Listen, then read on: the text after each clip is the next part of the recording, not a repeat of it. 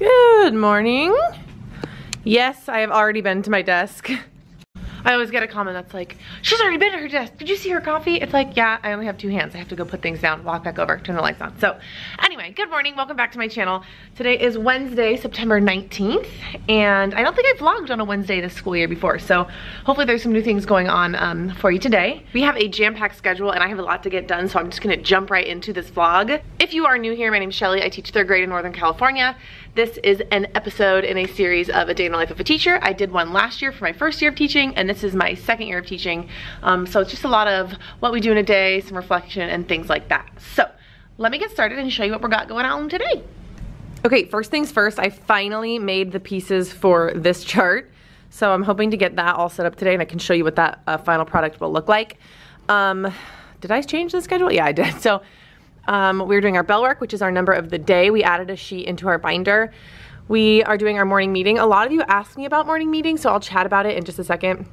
We are starting regrouping with math today, so I will show you what we're gonna do. We are still working on summarizing. We're going to recess. My centers, which is this, which I'll chat about. Today we have Spanish, and then we go to lunch. We are reading The Wish Tree for our read aloud. I started Writer's Workshop, so I'm gonna chat about this with you as well. For our IB unit, we're working on a social studies unit. They are researching capital cities. We are singing in a performance on Friday. We're packing up and then we're going home. So let's chat about how this is gonna unfold. So these are the learning targets. I have to change some of these because we are not working on topic sentences right now, and we are not working on, we're adding 3-digit numbers. I just need to add regrouping, rules and laws. I mean, yeah, we'll leave that for now. I can summarize. Okay, so I have to change a couple of these and then I'll chat about the schedule. Okay, so for writing, I just said I can brainstorm topics and ideas to write about because we just started our Writer's Workshop notebook, which I'll chat about. And then I just added with regrouping to math. So those are all up to date. So in California, addition with regrouping is a 2nd grade standard. However, in 3rd grade, we start doing it with 3 4-digit numbers. And regrouping is always a really tricky concept, don't mind me. Really tricky concept for kids. It's a really tricky concept for kids. So we pull out the place value blocks. We really talk about why we have to regroup and exchange the 10s for hundreds and the 1s for 10s and things like that. Now, that being said, we are an IB school, so we do a lot of student-led inquiry. So I'm just gonna put all the place value blocks on their tables, give them a problem and say solve it. If you need to change out place value blocks, raise your hand and I can do that as many times as you'd like. So that's kind of how I'm gonna introduce the lesson. So they can try and figure it out before I just tell them that we need to change things. They should have a pretty basic understanding from 2nd grade. So we're gonna do the inquiry and then I'm gonna do some examples under the document camera on how we can swap out place value. And then I'm gonna teach them the algorithm because let's be real, when we do regrouping as adults, we just do the algorithm because that's what we know. So I'm gonna do that too, but I have like a cool like little way of doing it with sticky notes that I'll show you. So that's what we're gonna be doing with math. It's a full hour block today and it's probably gonna take at least 2 days. But I did see something on Instagram that I'm going to use for the place value blocks that I want to show you. So these are just little like food trays. They were 99 cents at Target. And of course they're the blue, which is amazing. But I saw someone do this on Instagram and I can't remember off the top of my head, so I will shout them out down below. But there's a space for the hundreds, the 10s, and the 1s. And these place value blocks literally fit perfectly. Hundreds, 10s, and your 1s can go in here. I just think that's another really cool visual way for the kids to see the different place values. That being said, I also like to use these ones because it actually has the 10 frame so they can see that when this is full, we have to swap it out for a 10. The only thing is I wish this one also had like the hundreds because we are adding 3-digit numbers. So we'll use this probably as well. And then I have to make the anchor chart for showing them the algorithm, which I'm gonna set you down and do now, and then I can show you the little trick that I do with that.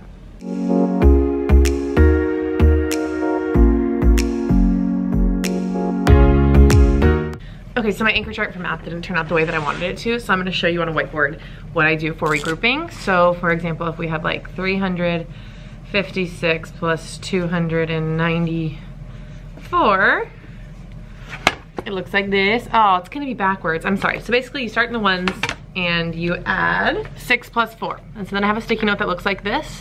Tens and ones, so 6 plus 4 is 10, which is 1 10 and 0 ones, and it looks like this. And then I put that in the ones place, and I say, what's wrong with that? And they'll say, well, you can't have 2 digits in one place value. And I'm like, you're so smart. So then what I do, and I didn't make this up, by the way, I got this off Pinterest or something, is I cut my sticky note in half. So now I have 0 ones and 1 10. And I leave the ones place up there, and then if I had a bigger whiteboard, I would put my 10 up here.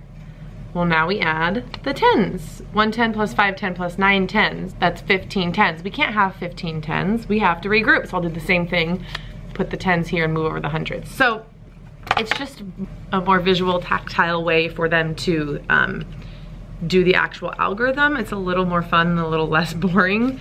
So that's what we're gonna do together.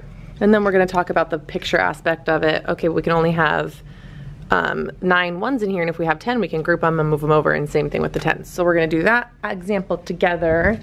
And then just to reinforce, there's this page that we're gonna do together. One side together, and then they're gonna do the back side on their own. So as kind of like a quick check for me, and then if they get all done with this, then they get to play the 3 addition spinner game. And I just created this last year. This I got, and I don't know where from, I apologize, but basically they use a paper clip, they spin, and then they record the 2 numbers here, and then they do the math. Again, I just made this from last year. So that's what our math block looks like today. I always get kind of nervous when I teach things like regrouping or multiplication for the first time, because it's a skill that they're gonna literally use for the rest of their life. And I just get really sad if they don't understand it. So I'm gonna do my best, and I will let you know how that goes. But I'm gonna put you guys down. The kids show up in like 12 minutes, so I'm gonna just get a couple things done, and I'll check back in with you at recess.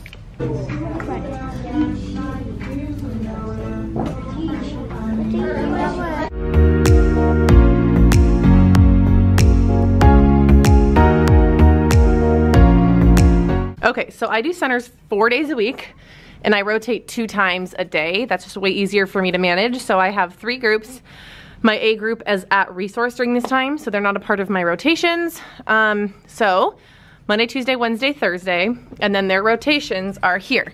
So this is meet with the teacher. It's my Bitmoji, and then this is silent reading.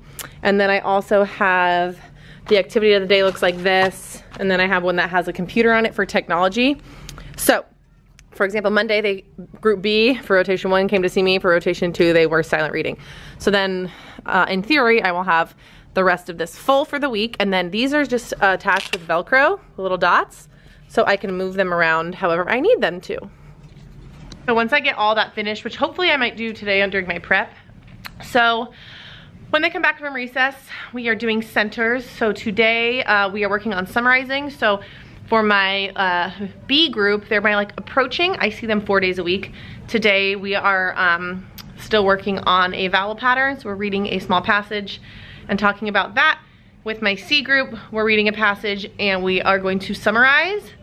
I'm using something from our Rooted in Reading pack to help them summarize.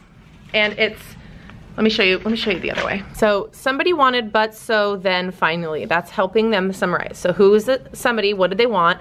But this happened, so this happened, then this happened, and finally this happened. They did that with their groups today about Penduli, which is a story we read last week.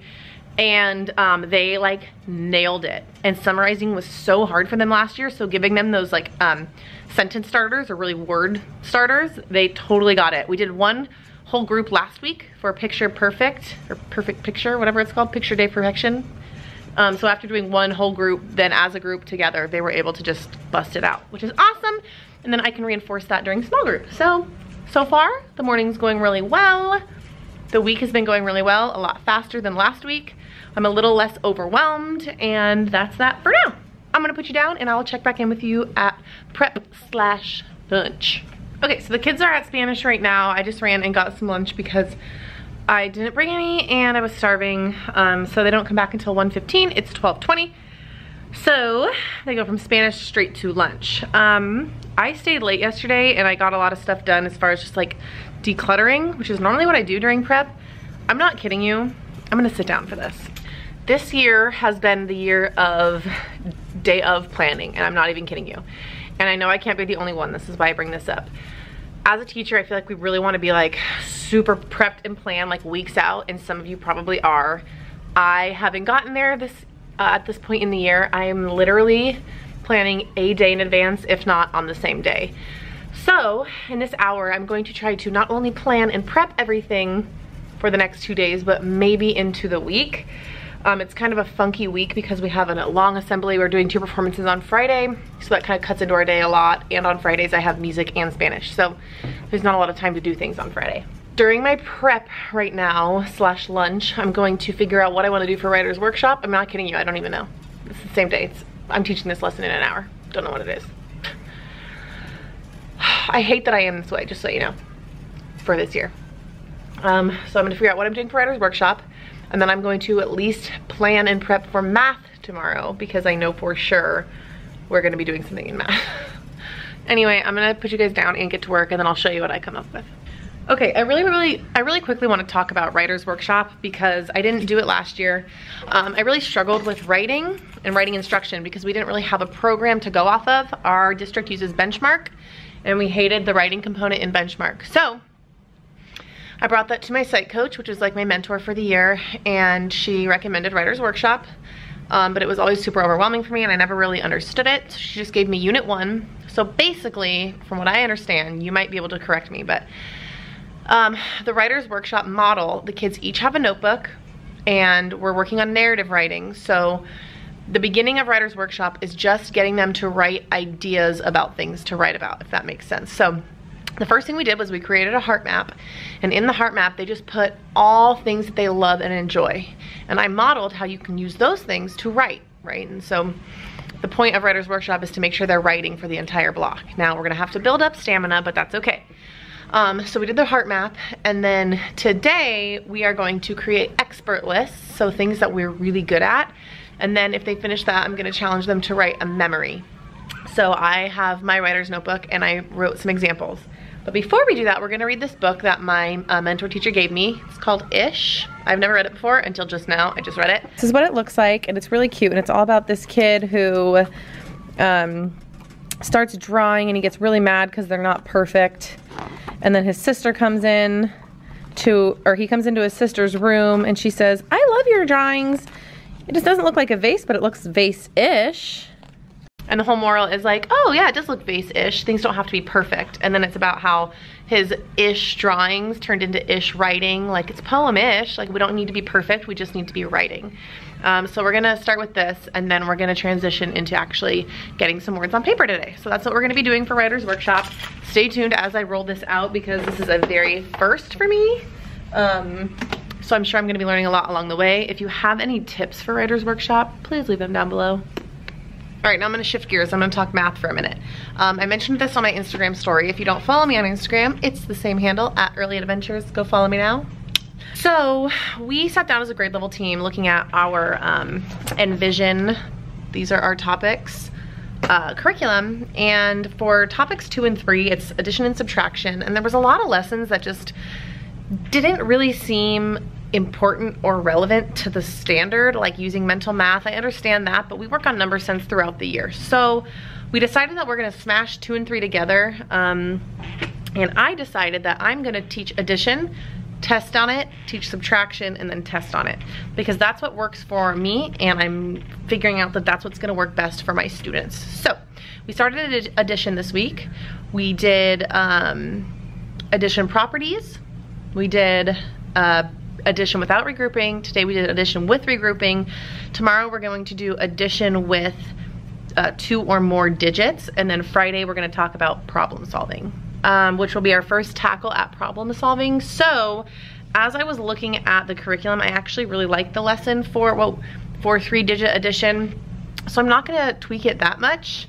We're just gonna do some practicing tomorrow, and then we're gonna move on. Because we have a shortened math block tomorrow, I think it's only about 30 minutes. So based on the singing and things that we're doing later on Friday, it actually works out just fine. We're gonna do like kind of a worksheet together, and that's that. And I want to mention something on that note. I feel like last year and this year, if I was doing a worksheet, I felt like it wasn't good teaching because on social media and Instagram, people are doing all these crazy, exciting, engaging things, which don't get me wrong, I love to do that too. And I know that's when kids learn the best. However, I think it's important to know that it is okay to incorporate worksheets and do some of that guided practice together. Like there's still learning going on. So cut yourself some slack. I'm trying to do that right now. And just know that it's okay. It's okay to do that every once in a while.